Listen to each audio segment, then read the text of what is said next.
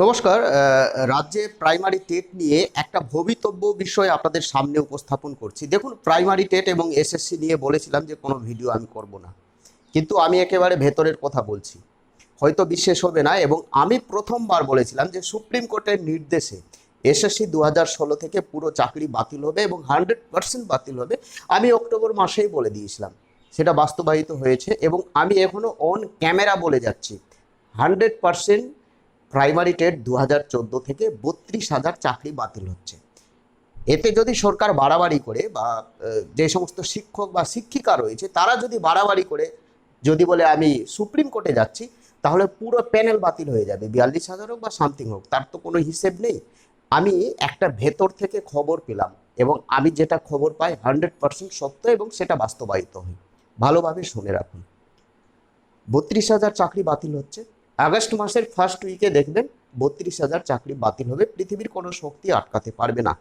যেটা পর্ষদের ইচ্ছা রয়েছে এবং রাজ্য সরকারেরও ইচ্ছা রয়েছে। হ্যাঁ, আপনারা হয়তো চমকে যাচ্ছেন যে রাজ্য সরকার কখনো চাইছে না যে চাকরি বাতিল হোক, কিন্তু আজকে আমি অন ক্যামেরা বলে যাচ্ছি যে রাজ্য সরকার চাইছেন যে 32,000 চাকরি বাতিল হোক। কারণ এখানে প্রচুর ইল্লিগাল রয়েছে, প্রচুর ভুয়ো শিক্ষক রয়েছে। আমি ইল্লিগাল বিষয়ে যাচ্ছি না। কত প্রকার চুরি দুর্নীতি হয়েছে আমি সেই বিষয়ে যাচ্ছি না।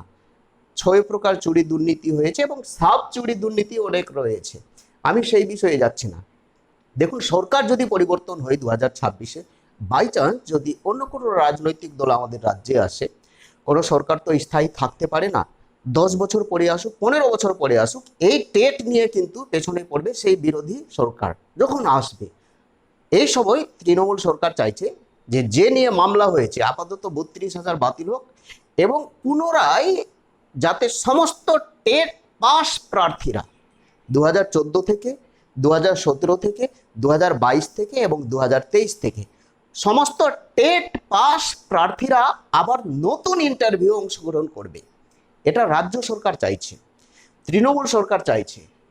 আমি ভেতরের কথা বলছি, হয়তো আপনাদের বিশ্বাস হবে না, কিন্তু আগস্ট মাসে বুঝতে পারবেন। এবং 2026 বিধানসভা নির্বাচনের আগে আগে একটা মেগা ইন্টারভিউ হবে।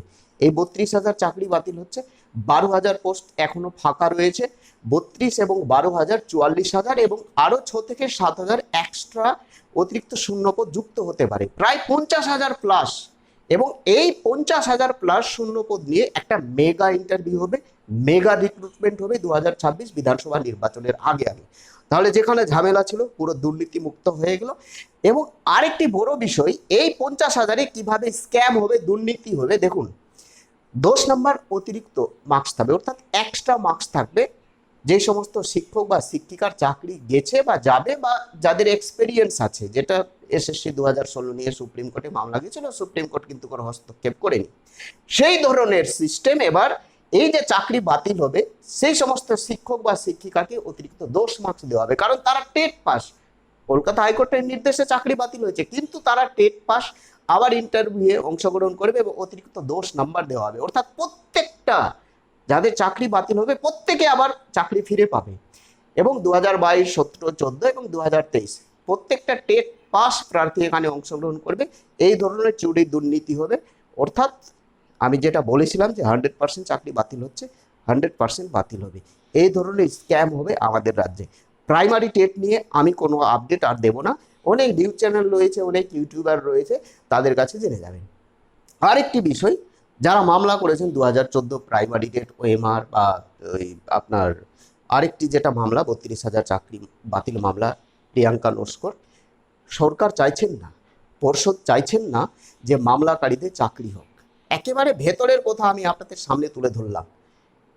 যাই হোক, এই বিষয়ে এই বিষয়ে আর বেশি কিছু বলবো না। তোলার থেকে মলাট পর্যন্ত, জুতো সেলাই থেকে চণ্ডীপাঠ আমি সবই জানি, সবই করেছি।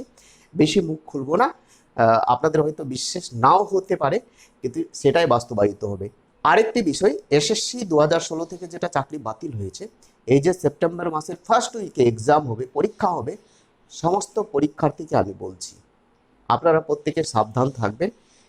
এখানে আবার প্রত্যেকের অ্যাপ্লিকেশন নেওয়া হচ্ছে দালাল মারফত। প্রত্যেকের অ্যাপ্লিকেশন ফর্ম যেটা আছে, অ্যাকনোলেজমেন্ট যেটা স্লিপ বেরিয়েছে, সেটা নেওয়া হচ্ছে এবং তাদেরকে আশ্বাস দেওয়া হচ্ছে যে 100% আপনাদেরকে অফিসে ডাকা হবে, এসএসসি অফিসে ডাকা হবে। আপনাদের ওএমআর শিট আপনাদেরকেই পূরণ করতে হবে, অর্থাৎ গোল গোল করতে হবে। কোনো অর্থ নেবে না, শুধুমাত্র ডিজিটাল ওএমআর শিট নেবে, সেটা পুড়িয়ে দেবে এবং এসএসসি অফিসে ডেকে আপনাকে বলবে এই হচ্ছে আপনার ওএমআর শিট, আপনি গোল গোল করুন। অর্থাৎ 50-এ 50 মার্কস ভালো, চাকরি পাওয়ার পর অর্থাৎ এম প্যানেলে যখন নাম হবে তারপরে আপনি টাকা দেবেন।